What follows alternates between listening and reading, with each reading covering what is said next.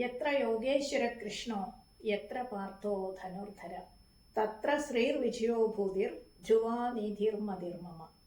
ഗീതയിലെ ഭഗവത്ഗീതയിലെ സമാപന ശ്ലോകമാണിത്. 18-ാം അധ്യായത്തിലെ 78-ാമത്തെ ശ്ലോകം. യത്ര യോഗേശ്വര കൃഷ്ണോ, എവിടെയാണോ യോഗേശ്വരനായ കൃഷ്ണനുള്ളത്, യത്ര പാർത്ഥോ ധനുർധര, എവിടെയാണോ ഗാണ്ഡീവധാരിയായ അർജുനനുള്ളത്, തത്ര ശ്രീർ വിജയോ ഭൂതി, അവിടെ ഐശ്വര്യവും വിജയവും വിഭൂതിയും, അതായത് അസാധാരണ ശക്തി, ധ്രുവ നീതിർ മതിർമമ, സ്ഥിരമായ നീതിയും ഉണ്ടായിരിക്കും എന്നാണ് എൻ്റെ മതം. ഭഗവാൻ കൂടെ ഉണ്ടെങ്കിൽ അവിടെ വിജയവും ഐശ്വര്യവും നീതിയും ഉറപ്പായി ഉണ്ടാവും എന്നർത്ഥം. ദൈവത്തിൻ്റെ വെളിച്ചവും, അതായത് കൃഷ്ണൻ, മനുഷ്യന്റെ പ്രയത്നവും എന്ന് വെച്ചാൽ ഇവിടെ അർജുനൻ, എവിടെ ഒന്നിക്കുന്നുവോ അവിടെ വിജയം സുനിശ്ചിതമാണ്.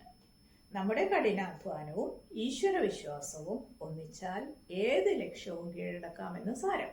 ഇനി ഒന്നുകൂടെ ചിന്തിച്ചാൽ, എത്ര യോഗേശ്വര കൃഷ്ണ, ബോധമുള്ളിടത്ത്, എത്ര പാർത്ഥോ ധനുർധര, അഭ്യാസമുള്ളിടത്ത്, തത്ര ശ്രീർ വിജയോ ഭൂതിർ, സമൃദ്ധി സ്വയം എത്തും. നമ്മുടെ ജീവിതത്തില് കൃഷ്ണനുണ്ടോ എന്ന് വെച്ചാൽ വ്യക്തത, മൂല്യങ്ങള്, ബോധം ഇതൊക്കെ ഉണ്ടാവും.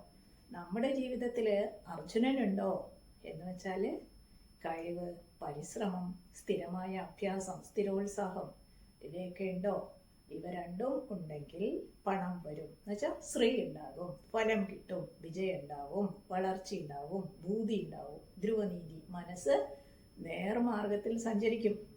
ചുരുക്കത്തിൽ അർജുനന്റെ ധനസ്സിനെ കഴിവായും കൃഷ്ണന്റെ സാന്നിധ്യം, ബോധം, ഉദ്ദേശം, ലക്ഷ്യം ഇവയൊക്കെ ആയിട്ട് മനസ്സിലാക്കുക.